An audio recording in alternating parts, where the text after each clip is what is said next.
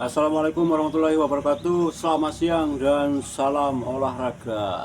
Oke, jumpa lagi dengan kami di channel Laskar Bola ya. Siang hari ini saya ingin berpendapat sedikit tentang kejadian atau peristiwa yang sangat menyedihkan yang menimpa pada timnas kita Garuda, timnas kesayangan kita, yang mana dipermalukan oleh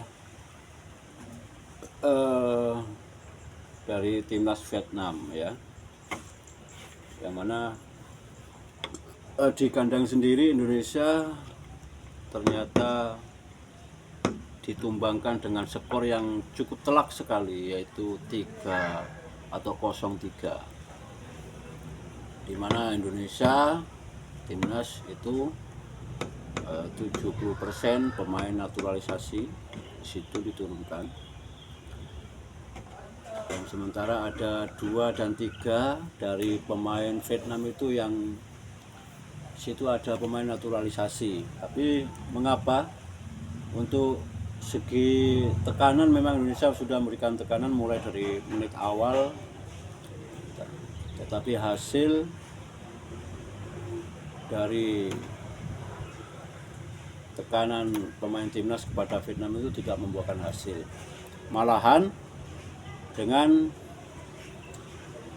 serangan balik yang dilakukan oleh Vietnam sangat efektif sekali. Saya lihat pemain Vietnam di situ sangat rapat sekali dan sangat konsisten untuk menjaga pemain timnas Indonesia itu supaya tidak berkembang dalam permainannya. Jadi yaitu dari semua pemain Vietnam itu tidak memberikan ruang sama sekali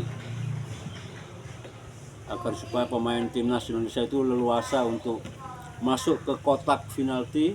Itu sangat sulit sekali, walaupun tekanan sudah dicoba dari kiri, kanan, tengah ya, tetapi memang trik dari pelatih Vietnam itu sudah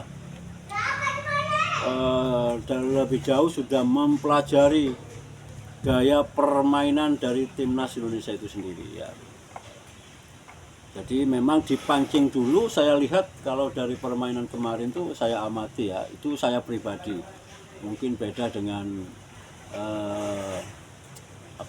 penilaian kawan-kawan semuanya, atau mungkin ada yang sama juga. Ini karena saya ingin berkomentar sendiri, karena saya juga masih kecewa ini dengan penampilan timnas di Piala AFF ini ya. Pemainnya sangat tidak bagus dan tidak bisa menerobos ke jantung pertahanan di kotak penalti dari Vietnam. Nah, itu.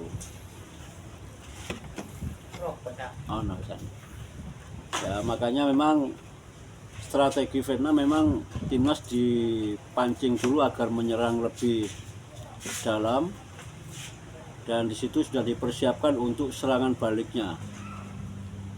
Nah, di menit yang ke-6 ternyata Vietnam berhasil dengan strategi serangan balik yang begitu cepat, dan di situ yang lini pertahanan dari timnas itu dijaga oleh Rizky Ridho kalau nggak salah ya. Dia asik menyerang, membantu menyerang untuk masuk ke dalam, berusaha untuk masuk ke jantung pertahanan dari Vietnam. Ternyata kepancing juga dia. Jadi di situ sudah disiapkan ada ruang kosong yang dipersiapkan untuk serangan balik.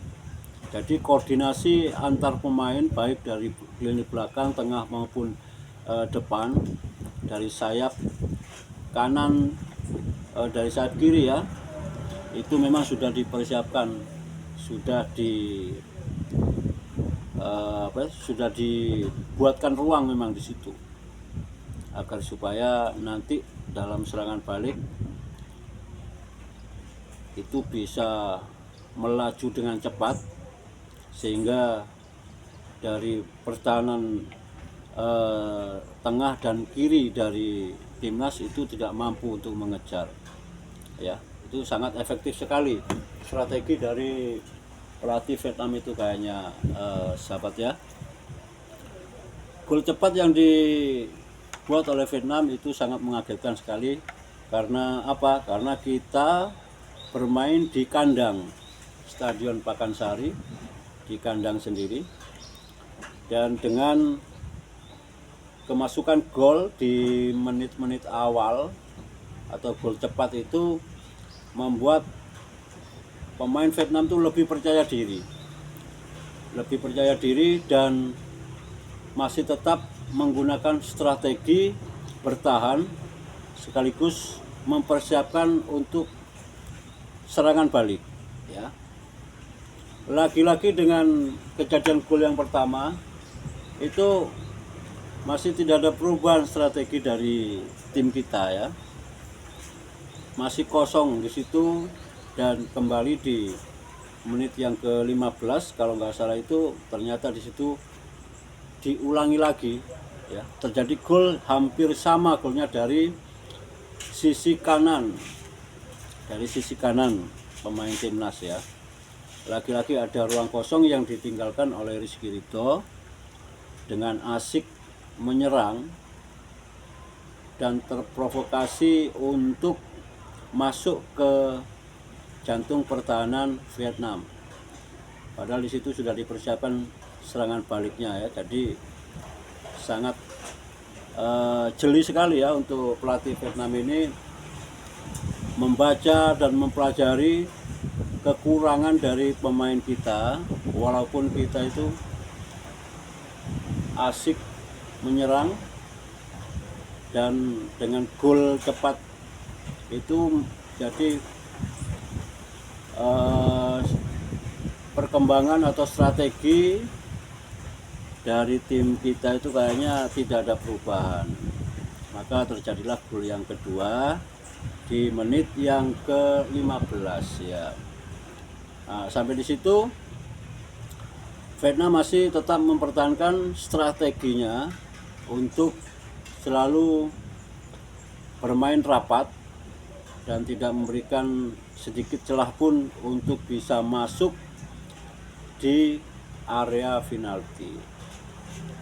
Dan nampaknya dari pemain kita tidak bisa merubah strategi, masih monoton ya cara bermainnya mulai dari awal hingga akhir. Maka di situ ada sebuah pergantian, dan anehnya pergantian itu padahal Vietnam sudah unggul 2-0 ya di babak kedua di menit-menit yang ke-65 itu. Di situ malah yang diganti dari Vietnam itu striker, dua striker Vietnam juga diganti dengan striker yang baru masuk.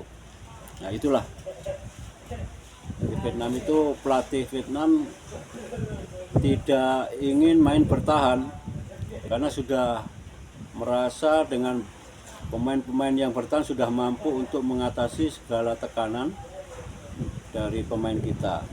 Jadi striker digantikan dengan striker. Jadi mengharapkan untuk serangan balik ya. Nah, di situ semakin sulit untuk menembus pertahanan Vietnam, pemain kita nampaknya agak frustasi ya, agak frustasi. Jadi merasa lelah dan merasa tidak mampu untuk memberikan sebuah gol. Apalagi tekanan dari supporter juga. Ya di situ ada yang mengejek atau ada yang mungkin karena kekecewaan ya, sampai akhir-akhir kurang-kurang 25 menit masih belum membalas gol, dan akhirnya juga malah ketambahan gol lagi dengan pemain yang baru masuk dari Vietnam. Nah di situ sangat telak sekali kekalahan 0-3 ya dari Vietnam itu. Itu sangat memalukan sekali ya, sangat memalukan, sangat menyakitkan dan mengecewakan. Apalagi para supporter di Stadion Pakansari itu full. itu 99% itu asli supporter kita karena kita main di kandang. Tapi tidak satupun gol yang bersarang di gawang Vietnam, dan kekecewaan dari para supporter sangat besar sekali. Seperti apa yang sudah terjadi di media sosial, juga celaan atau mungkin ungkapan kekecewaan banyak sekali berseliweran ya, baik yang di YouTube, di TikTok ataupun di Instagram. Dan di situ memang Kapten Timnas Rizky Ridho juga sudah meminta maaf, baik pelatih Timnas juga, tapi kata maaf tidaklah cukup ya untuk untuk memberikan yang terbaik, karena memang pemain Timnas itu diisi oleh 70% itu pemain naturalisasi. Wah, ribet ya. Oke ya, dan masih ada kesempatan kita dan nanti akan bertanding melawan Singapura tanggal 7 Agustus nanti. Apakah nanti Indonesia akan mampu lolos ke semifinal? Satu-satunya cara adalah mengalahkan Singapura. Dan Singapura itu terkenal dengan pertahanan yang lebih solid atau kuat ya dibandingkan dengan Vietnam. Kalau hitung-hitungan memang Indonesia masih unggul ya dalam kelas atau pemain. Tetapi jangan lupa Singapura itu main di kandang, main di negaranya. Nah itu ya. Kalau cara bermainnya Timnas masih sama seperti Vietnam, jangan berharap akan lolos ya. Oke, gitu aja. Karena ada yang telepon kayaknya. Terima kasih, sampai jumpa lagi. Sekedar basa-basi daripada mungkin kurang pas atau penyampaian saya, karena ini lagi basa-basi aja kawan. Terima kasih. Semoga bermanfaat. Wassalamualaikum, salam olahraga.